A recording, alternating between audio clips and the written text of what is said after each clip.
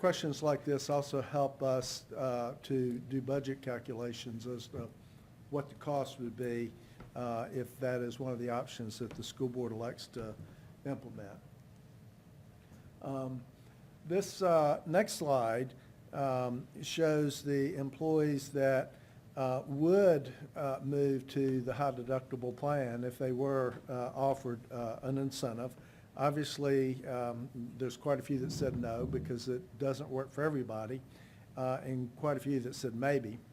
And so I think that we need to do some more education on that with our employees so they better understand that and whether or not it's good for them. This slide speaks to whether or not, if they're not enrolled, get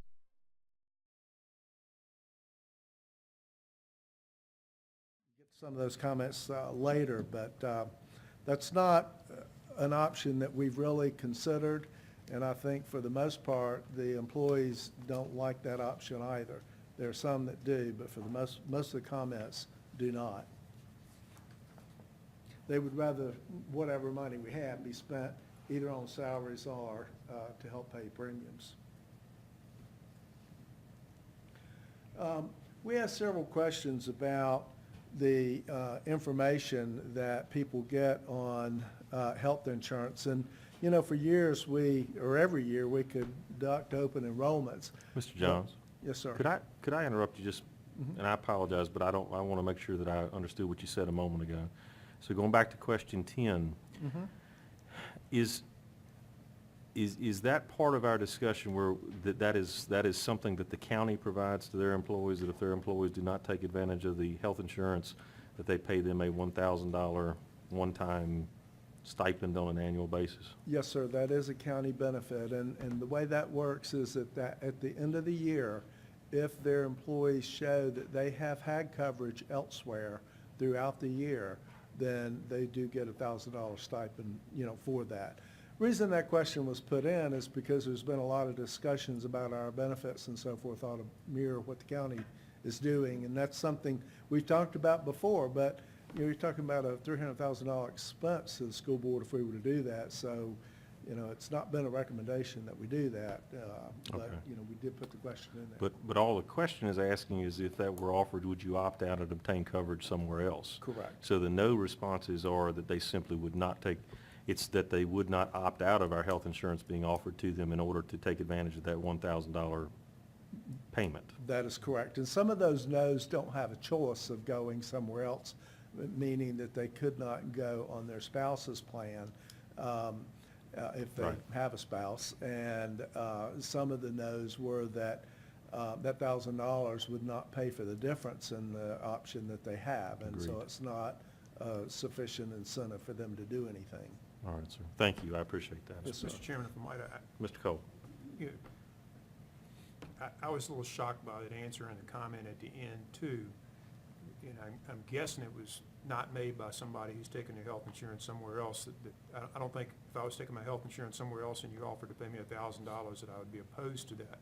So I'm a little bothered that I guess you know when you answer the survey, you're answering it based on your own opinion and on your own needs, but I'm bothered that if we've got folks in their health insurance plan who don't think it's fair to have any consideration of people who are not on their plan.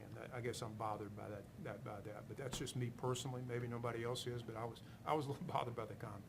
Well, one of the comments was from someone who has worked here for over 20 years, has not ever been on our health insurance plan, and that individual was opposed to it because if we were to do it, that person saying, well, where's my $27,000 for the year that, you know, the years I have not done it. That's legit. And so.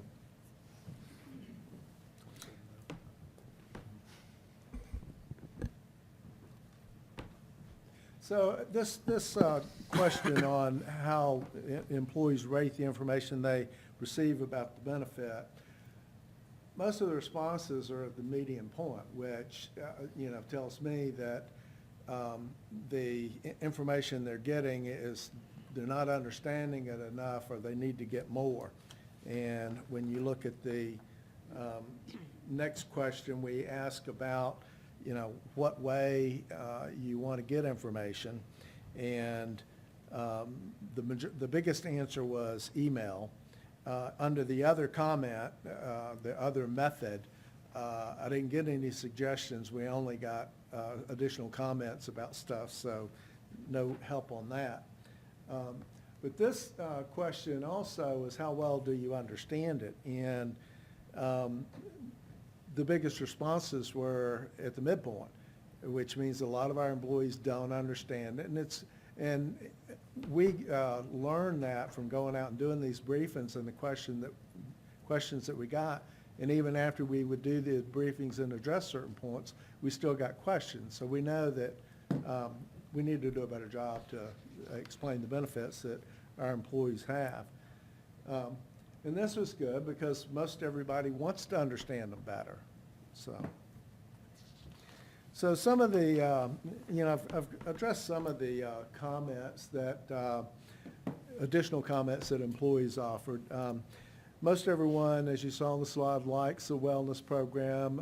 They, would like for us to try and do some other things with wellness as well, such as maybe a discounted membership to American Family or the YMCA.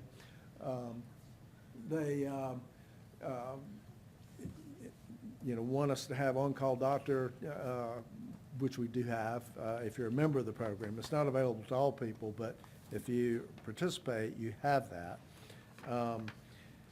Comments to provide raises that are big enough to offset the increased health cost. Comments about, career change considerations because the premiums are going up. This next question, can we partner with some other divisions? And, like I said, even after I briefed employees about we're in a 140,000 employee group, have some people come up and say, can't we partner with some of our neighbors? And so it's just not a good understanding. And so I think we need to do some more of the discussions with staff. What was different this time was that we went to faculty meetings where we had, most everyone there, and we don't have that when we just do open enrollment. So we'll need to do some more of that.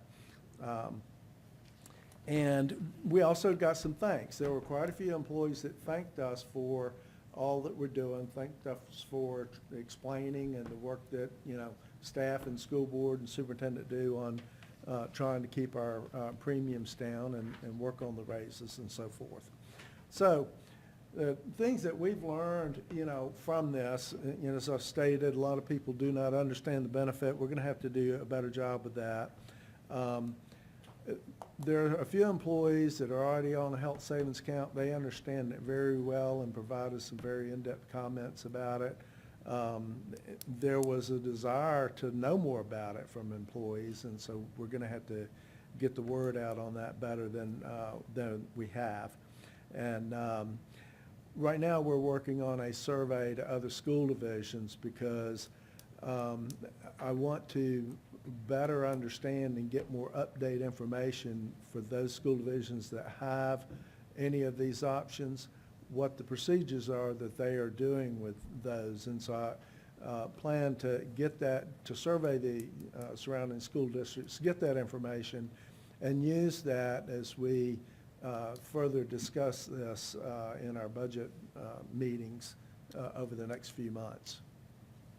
And also, just to let the board know, Anthem Local Choice will be providing us a quote for the Key Advantage Expanded, the 250, the 500, and the high deductible. So we'll automatically get that for your deliberations on the budget. Questions? Any questions for Mr. Johns? Questions or comments from the board? Ms. Emel? How many total employees do we have? About 630. And about 443 of them take our health insurance. Other questions? Mr. Johns, I have a couple.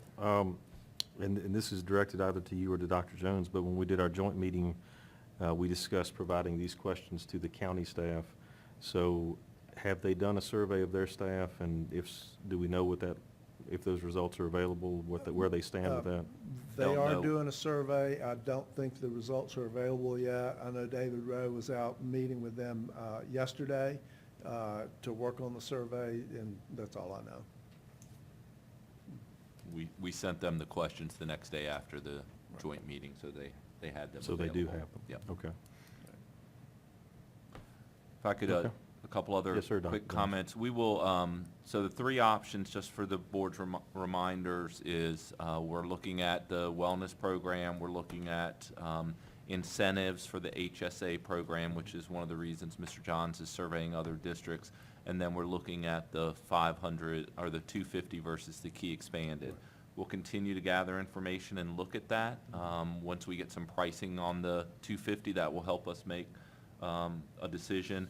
And we'll be doing this in conjunction with our budget process, which will start in January, because it is such a big part of our budget now. And when will we, Mr. Johns, get the information on the rates for next year, the firm information? Is that in March? We may get them in late January because they moved up. The quarter ending period is not December, it's November. So they're gathering the cost and claims through November now. And so we may have that number late January Great. or early February. So we'll continue to keep the board updated. I think this will probably be a regular item on agendas as we continue to gather information and keep the board abreast of where we are as we make some decisions that we need to make for, the betterment of our employees. All right. Mr. Johns, I'm not sure if this is a question or a comment, but I'll leave it to you to decide. But I would assume you're going to do this collaboratively with your counterpart with the county, and as they look at their health insurance choices. I know we have to come out with the same plans at the end, that we can't have two different versions of this, as you've explained to us. But to me, this would create an opportunity to take a look at the premiums. We recognize that our staff pay different premiums. We have two different amounts that we as an employers pay. Our employer contribution is different than what the county pays for their employees that have the same types of plans. This would appear to be an opportunity that we could look at this, since we're talking about making some major changes. So I would just ask that you at least keep that in mind, Okay. for our discussions. Yes, sir. Any other questions or comments? Ms. Emel? I was wondering, I have three questions. The retired employees, how does this affect them? Like, when we pay for their portion, how does that work? The retirees' premiums, each time we have an increase, theirs increases as well. The retirees do pay, we pay less towards a retiree's premium than we do an active employee, and so they're going to go up as well. Okay, so is that substantial? I mean, should we have that in our budget? Well, it is, It's already- we do budget that amount, but as far as, I'm not sure your question about substantial, I'm not talking to any retirees or briefing them or anything, but, I mean, that's what we've always done in the past, is they will go up at a higher rate than what the active employee does. Because we pay less towards their premiums than we do for active employees. Okay, and then the last couple of meetings, we've been talking about the prescriptions, and I was wondering what we have. Do we have the generic, like, if you know you're on medication, you're going to be on medication for a while, then, like, my insurance will say, you need to have generic, or we're not paying. Do we have that? That's in our plan documents for each one, but I'll tell you, of the three plans, the Key Advantage Expanded, the 250, and the 500, the formulary for the prescriptions are the same. And so whether they're paying for a name brand or a generic, I mean, it's the same for whatever it is. But we'll check on that and get back to you with the answer. I believe it does allow and encourage generic drug use, but we'll get back and check on that. Well, and then the 90-day thing, like if you know, to get 90 days rather than 30. Now, see, we don't have a choice. Ours just automatically goes to both of those. So that's what, we were talking about how these are expenses in the prescription. So I was wondering if we could check into those things, just to be sure if that's something we can say. Although there are some, that there's a medical reason and your doctor says you can't, there's that as well. So I don't want to Well, jeopardize that, but On the others.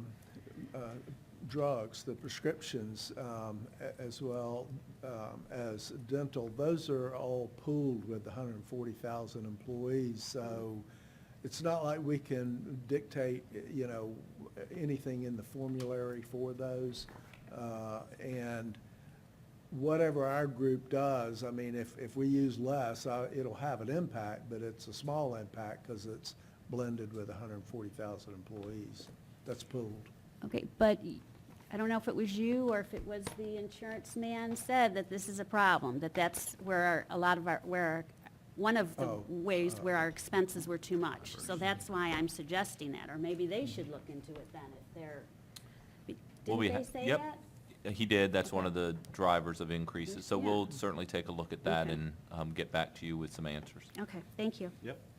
All right, thank you, Ms. Engel. Any other questions for Mr. Johns? Just real Comment. quick, is there a, go ahead, Mr. Chairman, is there a question Kunkel. 13, or is this like the elevator buttons? Oh, what question 13 was, is that in that one slide where it says the method of communication and the other is, if you answered other, explain that method. And I didn't get an explanation of that method. Instead, I got comments about various things. Okay. So that was the question 13. Understood. So you're paying attention and picked up on that. You pick it Thank you, Mr. Kunkel. Mr. Cole? Just a comment and a question. I know that occasionally my wife gets what's called a total benefits statement that shows her salary, shows what her company pays, if anything, towards retirement, and shows whatever other benefits she's getting. Do we ever do that as a division, or is it anything is it something that we might want to consider? Because, I just wonder if sometimes our employees are unaware of some of the benefits that they are getting. I'm not discounting salary and not saying salary is not important at all, but, we are doing some other things beyond salary that sometimes I think get left out of the conversation when we talk about compensation. We do that, and we do have that capability. It's a report we run out of RDA, and we put it in each employee's file and Good. self-serve. However, it's a good question. I'm glad you made the comment on it, because when I went out and did the briefings with everyone, I put the premium cost and everything in there for the employee, and did not also put the employer costs. And some of the employees want to know how much is the school board spending as a benefit for each employee. And so that is, in the future briefing, is something that I would add for them to see and understand. I was trying to focus on what was important to them, Right. but there are employees that do want to know that, and so. I would agree with Mr. Cole. That's a very valuable piece of information for the employees to know the value of what the employer contribution is on the health insurance and retirement and other things. So it's a good point. Thank you. Ms. Ayers, did you have a comment? I'm sorry. Okay, thank you. Thank you. Mr. Johns, anything else for Mr. Johns? He's got the next agenda item, All so that's right. why I think he's, Oh. Thank you, Dr. Jones. Mr. Yes. Johns, please proceed. yeah. The next item is the CIP. This is brought to you for information purposes. We'll be bringing it back at one of our next meetings for approval. But Mr. Johns will summarize some of the changes for this year's CIP. Right, and as Dr. Jones said, this is in draft, just for the board's consideration tonight. There's no action to be taken. We'll bring it back next month for the board's approval. But basically, just a few of the changes. We have in fact put in here on the middle school what the cost would be for the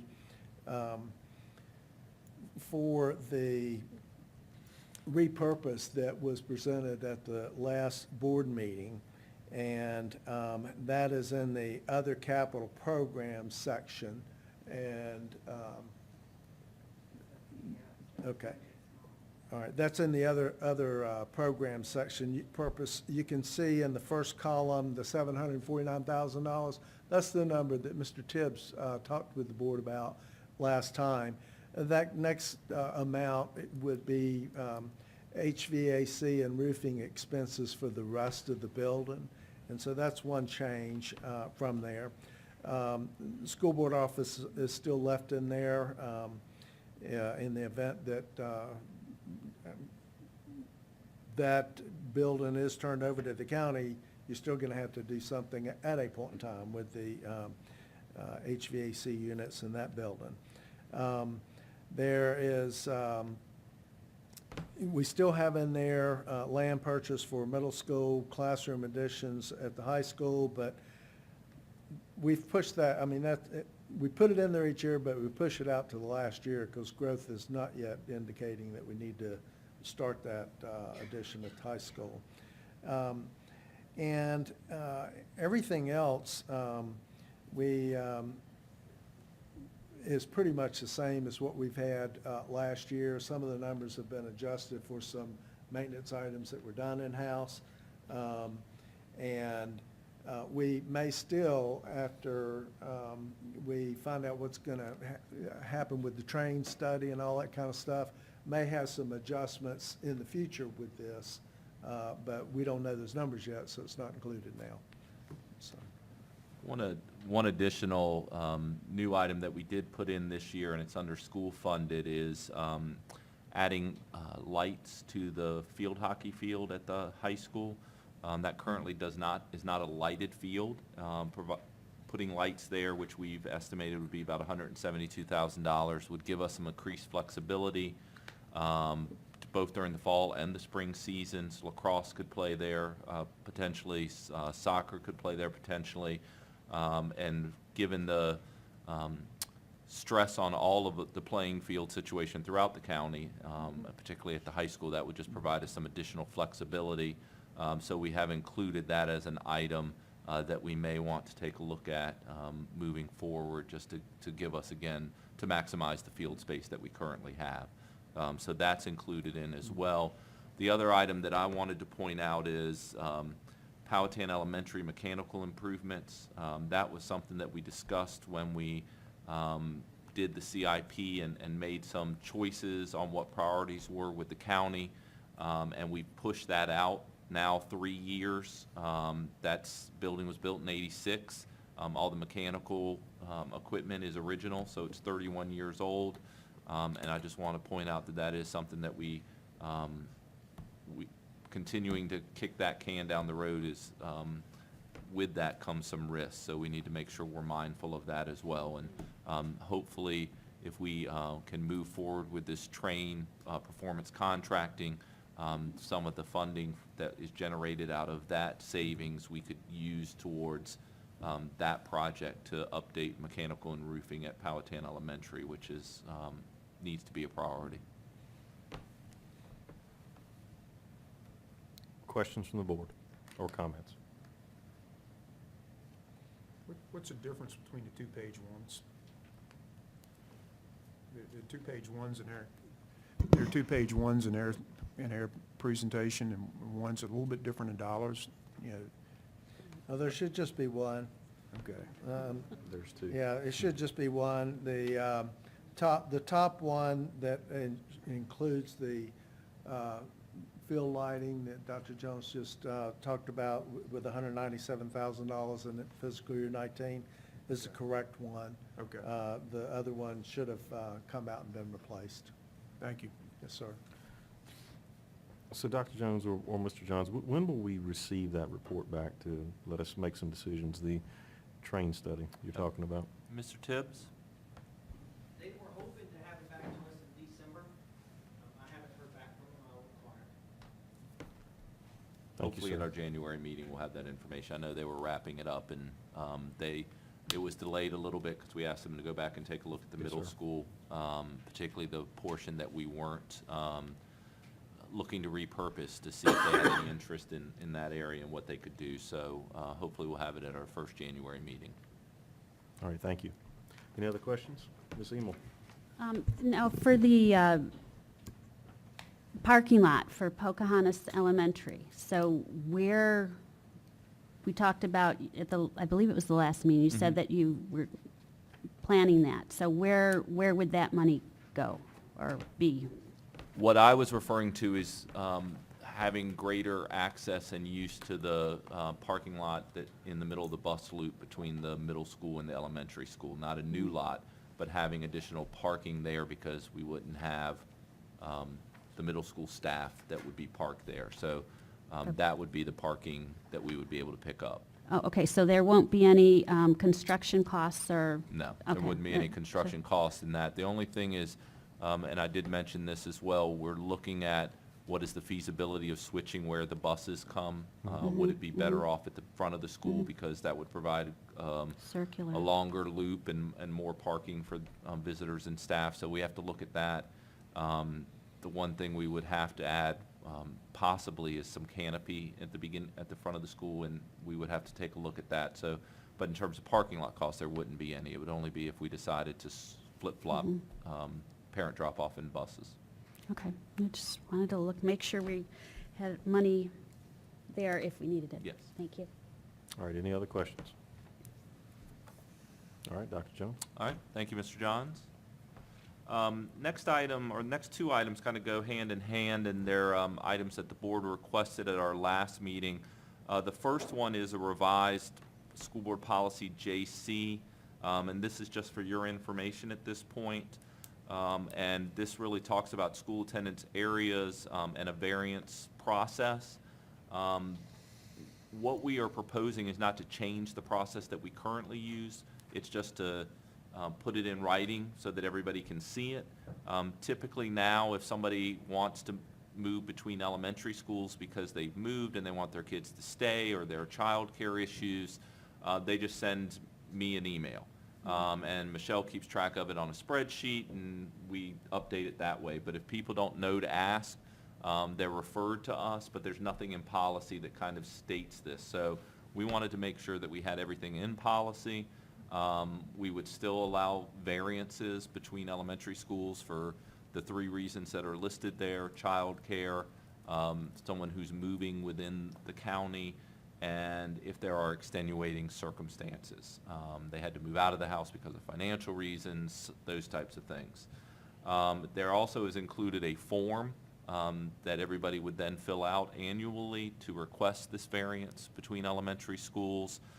So it's our hope that this new policy, or the additions to this policy, would answer some questions that I think some of our parents have in relation to the redistricting efforts that we're also undertaking, so that they would be able to see this policy, read it carefully, understand what are the different reasons for a variance request that may be approved, and that we would get that out to the community before we make a final decision on redistricting.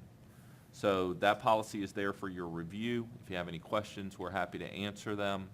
Dr. Thomas did a nice job of pulling this together along with Ms. Wilson's help. We did look at variance policies among some of our neighbors to kind of pull what best practices are, and I think we've got a good draft of what we think would work for us and work for the community. Questions for Dr. Jones?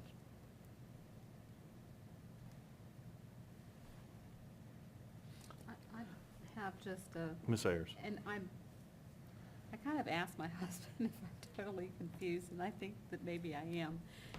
When we approve a variance, and it says in big letters that they have to, a child that is approved a variance has to provide transportation, which would mean transportation to and from grandma's house in the afternoon, transportation to a daycare center.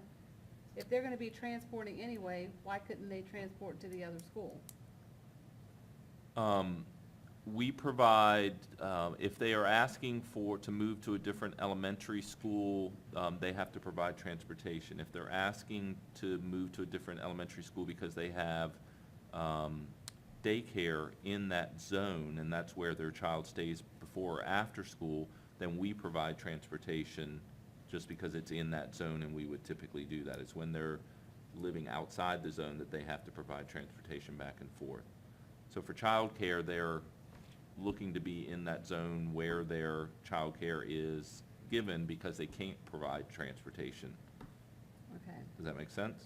Yes, but it would be, I mean, obviously, that would be affecting the children that are gonna be moved out of their attendance zone currently. Correct. So we would be giving a variance that they wouldn't, I get it. I think I understand now. If somebody is moved out of one of our elementary schools to another because of redistricting, but their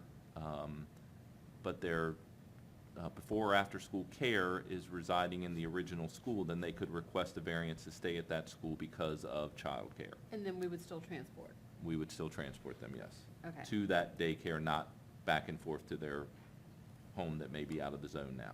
Okay. That clarifies. Okay, good. Thank you. All right, other questions for Dr. Jones or comments? Now, Mr. Cole? our childcare providers are providing some transportation from our buildings to their facilities already. So I'm guessing that's going to be on an individual basis depending on, on how that works. We've surveyed all of the for-profit incorporated childcare centers like Kids A Lot and the others that we have, and they provide access and provide transportation to all three schools. Okay. With just a couple exceptions, Dr. Thomas, but for the most part, we've surveyed them and they provide to all. What they don't provide transportation is they're staying at grandma's house that lives in that zone, or it's a in-home daycare that's not a professional daycare center. Okay, so it would be more individual cases rather than they want to go to XYZ childcare center. Right. They provide transportation to all three schools, so that wouldn't be a viable reason to stay in a particular school, because they could still be transported to Pocahontas, even if it's a Kids A Lot on the other side of the county. So then we would not approve a variance for that reason? Correct, because there is transportation provided for them. Okay. But if they're on, Right. that's what I was referring to earlier. Grandma. Yeah, Yeah, grandma. Okay. Any other questions on that policy? I have one, Dr. Okay. Jones, and I was just trying to make sure that I ask this to you in the right way. So Yep. in the first bullet, you talk about daycare that does not service the home school. So that term daycare, I know the Code of Virginia talks about daycare in a couple places and what that means. Right. By using that term, are we, what you just said is what I was hoping I would hear, which is it's still gonna be okay if my best friend takes care of my child after they get off the bus, when they get on the bus in the morning, but that's not gonna be in the definition of a daycare facility. Correct. So you're gonna use that in a very broad way. That would be correct, yes, sir.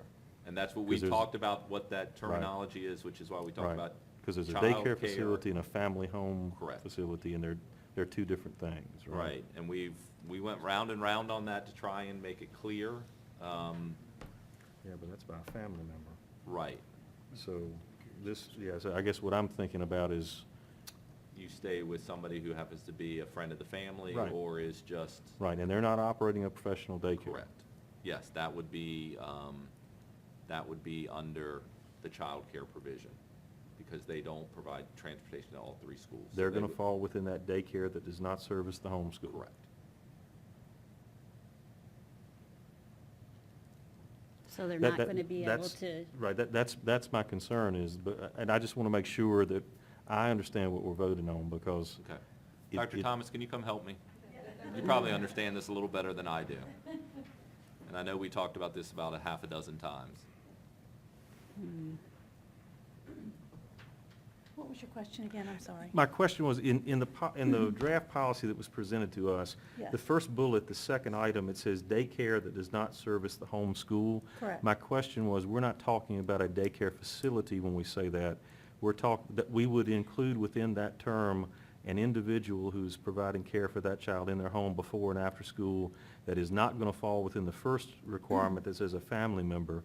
So this is my best friend who takes care of my child in the morning and puts him on the bus and in the afternoon gets them off the bus and keeps them until I get home from work. Is that circumstance going to fit within that? When we were talking about daycare specifically, we were talking about official daycares and whether they would be, now you can expand it to be family and friend. The first one was more, we were thinking about individual people keeping them. Then they could apply for a variance if their child care provider was in the school for which they were requesting. So if I live in the Flat Rock zone and that's where it is and I moved, but my family is there, then, and they're at a natural, that's where they're dropped off and that's where their bus stop is, then you wouldn't make the parent have to drive them. Right, That would be I a agree. natural place that they would, nothing would be created for them. That's where it would be. You can expand it to say family and I guess friend or whatever, but when we originally were working on it, daycare meant daycare. Or we can define daycare to mean both, as Dr. Jones said, for-profit, daycares where they're earning money to include larger ones, like he used the example of Kids a Lot. Okay. Kids a Lot. Yeah, and so what I heard you say was that it's exactly the circumstance that I described, and in that situation, they would not be permitted under this policy to do that. No.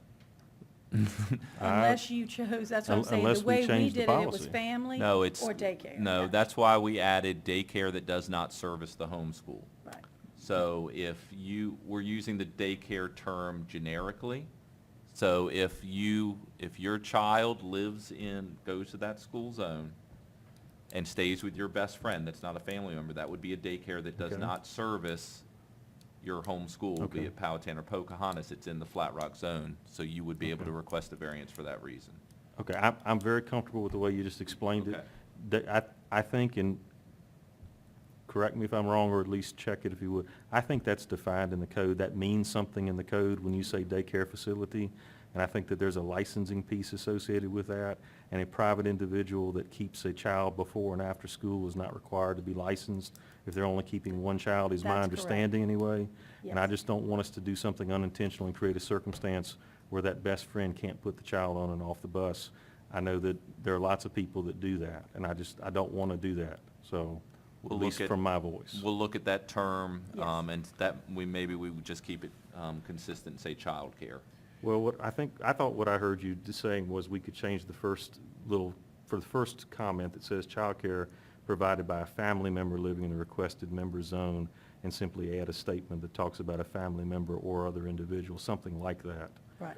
And that way we could still talk about the Have daycare daycare facility be in under terms of what what the code, how the code describes that. Or But- Yes. or you could simply add childcare or daycare in after that first semicolon. Childcare or daycare that does not service the home school. And I'd be okay with that as well. That would broaden it enough so you would include what you're talking about, I Yeah, think. and I agree, Mr. Cole, I just don't want to unintentionally carve out that group of individuals. That's a good point. Any other questions or comments? And thank you for your clarification, I appreciate I'm that. not sure I helped it. I think Well, I Dr. don't Jones know. did better. Thank you, I appreciate it. I do Thank have one Ms. more. Ayers. Is there any way, and I'm just, is there any way we can anticipate, are we gonna send out a survey asking parents if they, is there any way we can anticipate the number of students that are gonna request a variance?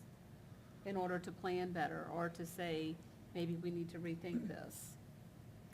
Well, we have a list of students that are currently participating through the process that we've used, which is very similar to what we've described. So we have those numbers except for current rising kindergartners.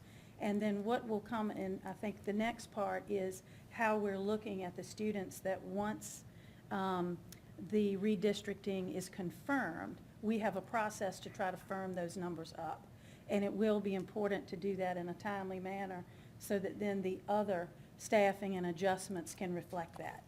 But ordinarily, we'd have a list, and then we would work from that list each year when we're not going through a rezoning process. Okay. And that would really be part of a school buildings process every spring. Who still meets this, who needs to change it, they reapply every year. And I think that will come in his next presentation. Yeah, and I think that there's two important things. One, right now in the policy, there's an August 1st deadline to do it, which in most years would suffice. But in this year, when we're talking about doing it in conjunction with redistricting, we want to find out as early as possible.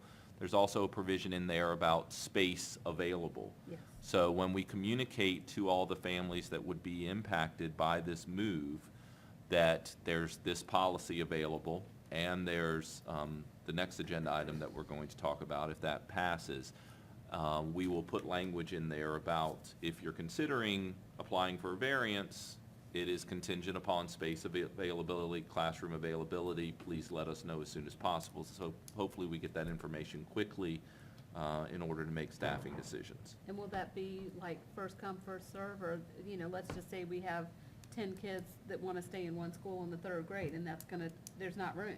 How, is that gonna be a lottery system that will decide, or what happens? It would probably be first come, first serve, and right now, we're accommodating all the students that we currently have within that school, so we don't anticipate there would be any challenges with Okay. accommodating them in terms of space. It's really just how we move staffing around and Okay. based on number of variances that are requested. Okay. Thank you for helping us work through that. I appreciate that. Thank you, Dr. Thank you Thomas. very much. Thank you. All right, Dr. Jones? Thank you. We'll bring this back to you in January for approval. If you have any other comments or hear any other feedback, please let us know. The next item is transition guidelines for elementary attendance realignment. This is a topic that's come up several times as we've looked at elementary realignment. And just for historical purposes, not that it means anything other than historical purposes, during our last rezoning, when Flat Rock was open, all students were expected to attend their assigned schools. There was a request for a hardship waiver to the assigned school that were only approved by the superintendent.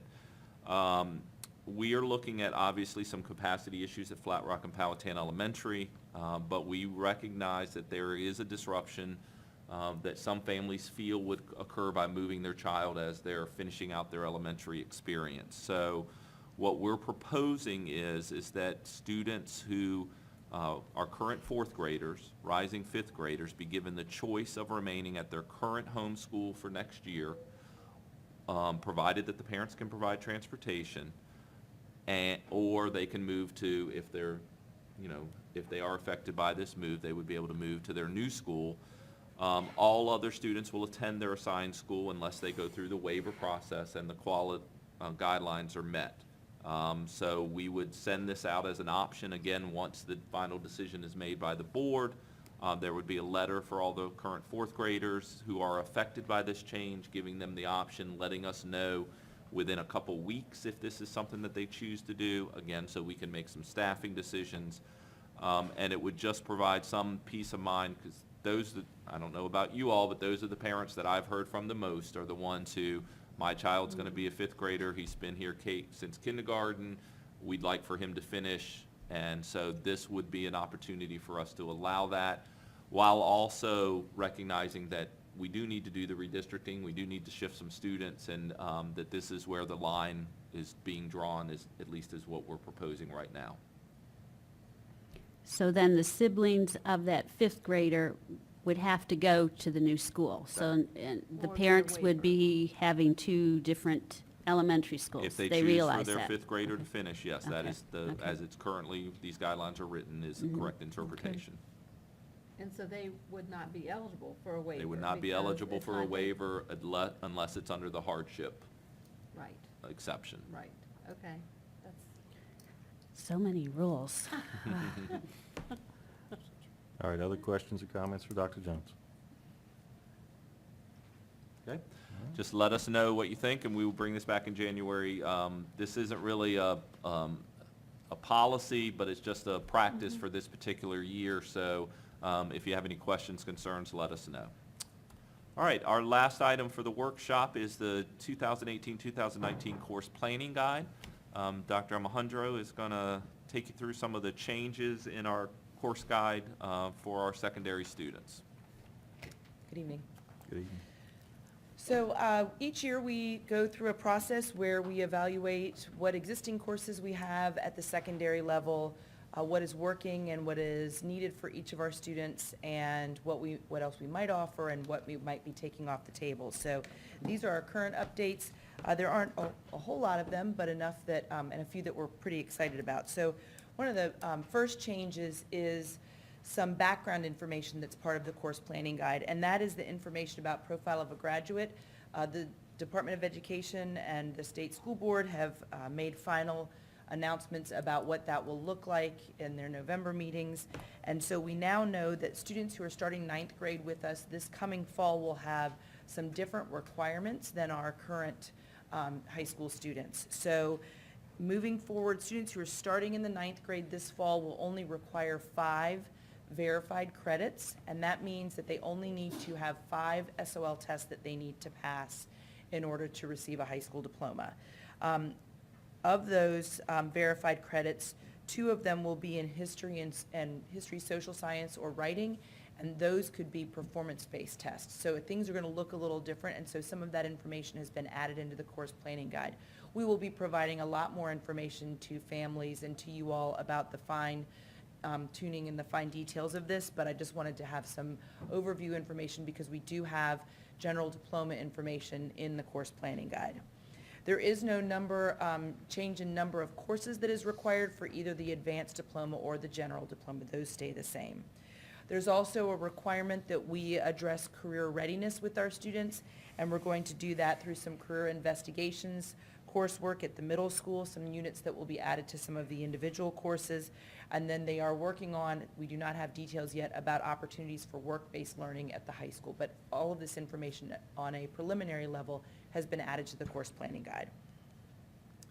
At the high school, we do have a few new courses that we are looking at. We've actually changed. We started last year a practical law and sociology course. It was extremely popular, and so much so that we are going to go to a full year of law rather than adding that semester of sociology, so it just changed the length of the course to a full year course. Students who are interested in sociology still have that available through dual enrollment options or through online courses. For CTE, we're very excited to offer a fire science course that is in conjunction with our local fire department. Mr. Tibbs has been working on that from a CTE perspective, and we are looking forward to seeing some students that will enroll in that for this fall. Last year, we began a pilot collaboration with Goochland Public Schools where we did an exchange program for CTE offerings. We found that we offered quite a few CTE courses. They offered CTE courses, and sometimes they offered things that we didn't offer, and we offered things that they didn't offer, and so we wanted to see how we might be able to partner with them to offer some things to maximize the opportunities for our students. This year, they had several students who came over and took cosmetology only because space was available in our cosmetology class, and we had a student that has gone over to take heavy machinery, I want to call it big trucks, but heavy machinery is what they offer over at Goochland Public Schools. And so we've had great success. Those are juniors that are taking the courses. We met with Goochland Public Schools last week to iron out some of the details about how they would finish their senior year with us, and some of the things as we go to a more full-blown offering of this, and it has been a great success so far, so we're excited about that. Medical Systems Administration is a course that's within the business department, and so that's where students learn how to work to be medical office staff. We've offered that in the past, but had not had an instructor who had either the space in their schedule or the interest in it or the ability to teach it, and we've got that at this point, so we're going to offer that again for our students, and we feel like there is a great need for that kind of instruction for our students. And then we started a Vet Science 1 course this year, and the logical progression is to have a Vet Science 2. It will allow students to have a full component of that veterinary science before they finish with us. Also, we are offering welding now at grade 10. That's something we had only offered at 11th and 12th grade. We're expanding that to 10th grade. That will also then get students kind of in the loop if they wanted to do that heavy machinery or potentially something like diesel mechanics that they offer over at Goochland. It would kind of get them in the pipeline for that earlier. And then also greenhouse and landscaping, in order to maximize the number of students who will be able to take that, we're going to offer that in alternating years. In the past, we would offer both of them. Both would get small numbers, and neither of those courses would make. So this way, by offering them in alternating years, we have the better potential to get a critical mass of students to take one of the courses so that we can offer that each year. And then online and dual enrollment classes, for the most part, have stayed the same in the course guide, but we are having some discussions about different things with our vendors and with our contracted organizations. One of the items up for discussion is the CCA program, which is a program with our, with J. Sargent Reynolds. And then online vendors, we currently use Edgenuity and we use Virtual Virginia. And we have been just looking at alternatives to see what is available that might meet our needs. But that is something that is currently the same in the course guide. At the middle school level, we've gone to a full conversion in this course offering book so that it is now named the new Powhatan Middle School instead of Pocahontas Middle School, because it is for offerings for next school year. We're going to change electronic music to music technology. It better describes what is being offered, and for those of you who may have had a chance to be at the middle school concert last night, Ms. Parker's class did a little preview at the beginning of the concert of some of the things that go on in her class, and I think this is an opportunity for us to look at how to expand that offering. And then there's going to be a music elective along with that. In the 7th grade, they do some semester electives, and so this music creation studio, again, will tap into some of those students who enjoyed the Music Technology 6 as an option for them in the 7th grade. Fit for Life is really just, it's an alternative to Health and PE 8. It's actually the same course, but looking more at it from a fitness perspective than a sports-based perspective. It's really a curriculum change within the course, or an adaptation of it within the course, but with a little different name for that. And then we've got some new standards at the state level for math. And in the past, students could advance directly from an advanced math 7 course into Algebra 1. And the standards were written that said once you finish Math 7, you are fully ready for Algebra 1. The new standards no longer say that. Math 8 does need to be completed. So we will work this summer to create an integrated curriculum similar to what we've done with U.S. History and the civics classes at the middle school to make sure students get all of the content they need in grades 6, 7th, and 8th to cover 6, 7, 8, and Algebra 1 for math for those folks who are on the advanced track. And then we've got a new program coming out of Technology Exploratory, that's a CTE program, with a curriculum called Project Lead the Way. We're looking at a semester course at the middle school and then a high school credit course as well at the middle school. And then once we've finished this, now our next steps are really getting into scheduling, and that already starts next month. So we will be providing electronic and Schoology information, this electronically and through Schoology for our parents and for our staff.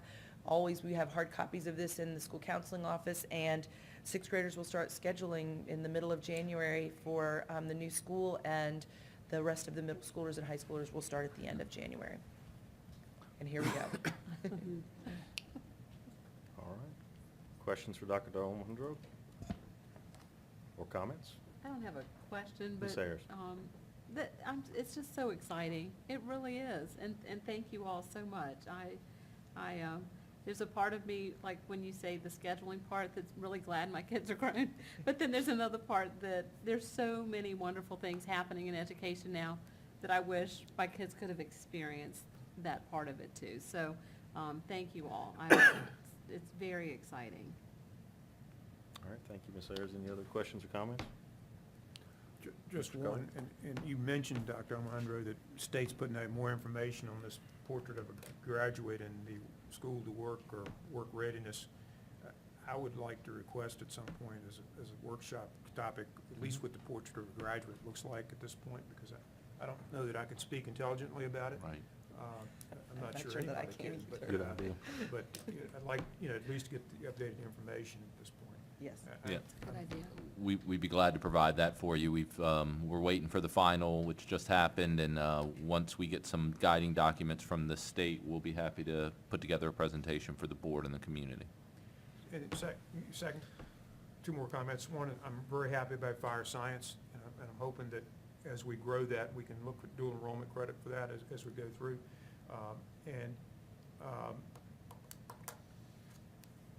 Lost the second one, so we'll just go on from there.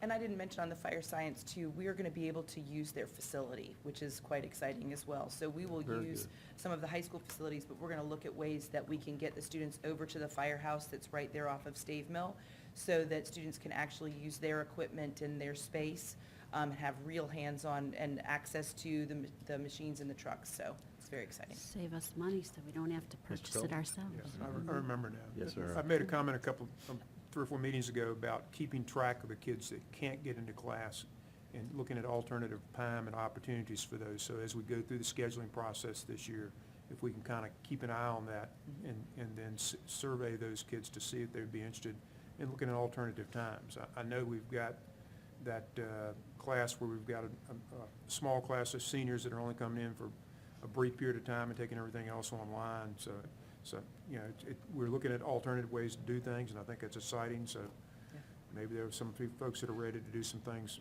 CTE-wise, online, or a combination of online or at night.